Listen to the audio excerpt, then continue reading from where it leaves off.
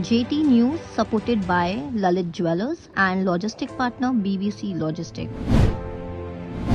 आगामी 1 जून से सोने के आभूषणों पर हॉलमार्किंग अनिवार्य किए जाने के बाद देश के सभी बड़े ज्वेलर्स संगठनों ने इस विषय को लेकर केंद्रीय उपभोक्ता मंत्री पीयूष गोयल से सोमवार को एक बैठक की, जिसमें देश के सभी बड़े jewellers association, India Boolean jewellers association, James and jewellery council, BIS के पदाधिकारियों सहित कई राज्यों के ज्वेलरी संगठनों ने मंत्री पीयूष गोयल के सामने अपनी बात को प्रमुखता से रखी।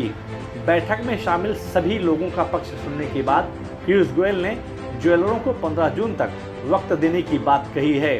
हालांकि पीयूष गोयल ने यह साफ कर दिया है कि हॉलमार्किंग लागू करना जरूरी है। गौरतलब है कि नागपुर की हाई कोर्ट ने 14 जून तक ज्वेलरों पर दंडात्मक कार्रवाई करने पर रोक लगा दी है।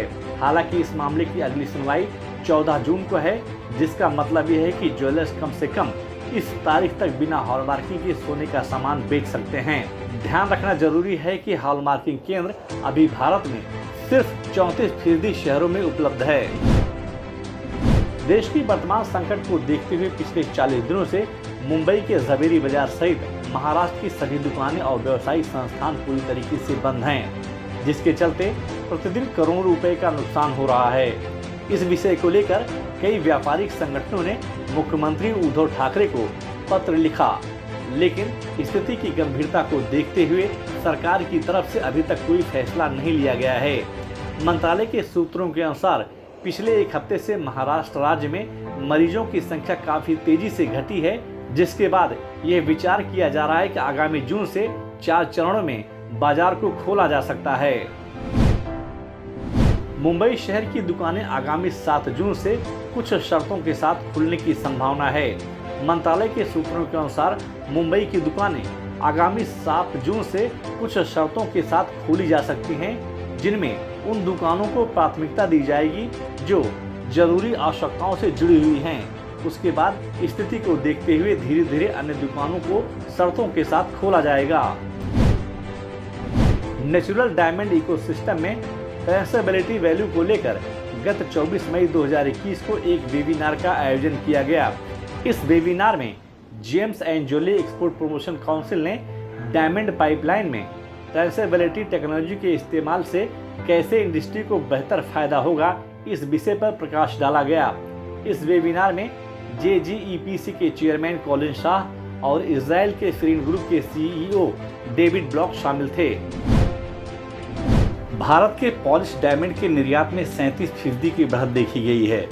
Gem and jewellery export promotion council द्वारा जारी एक रिपोर्ट के अनुसार अप्रैल 2021 में भारत के पॉलिश डायमंड का निर्यात बढ़कर $2.25 बिलियन तक जा पहुंचा है, जबकि यह पिछले वित्त वर्ष की समान माह में यह निर्यात सिर्फ $35 मिलियन दर्ज किया गया था। गौरतलब है कि विश्व के डायमंड मार्केट में भारत 95% से अधिक पॉलिश डायमंड का निर्यात करता है।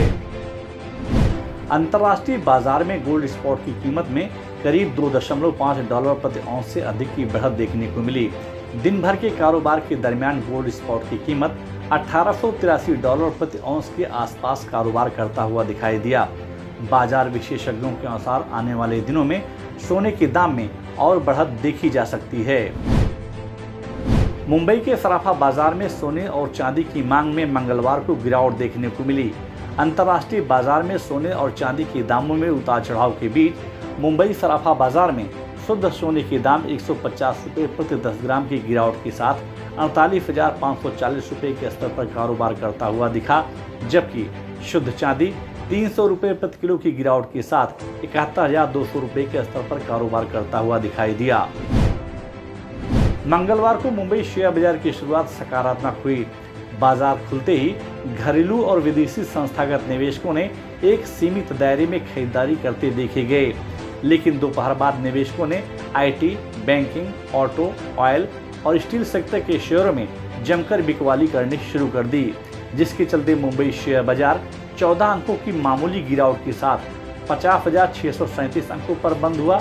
वहीं निफ्टी दिन भर के कारोबार के बीच 10 अंकों की मामूली बढ़त के साथ 15,208 अंकों पर बंद हुआ।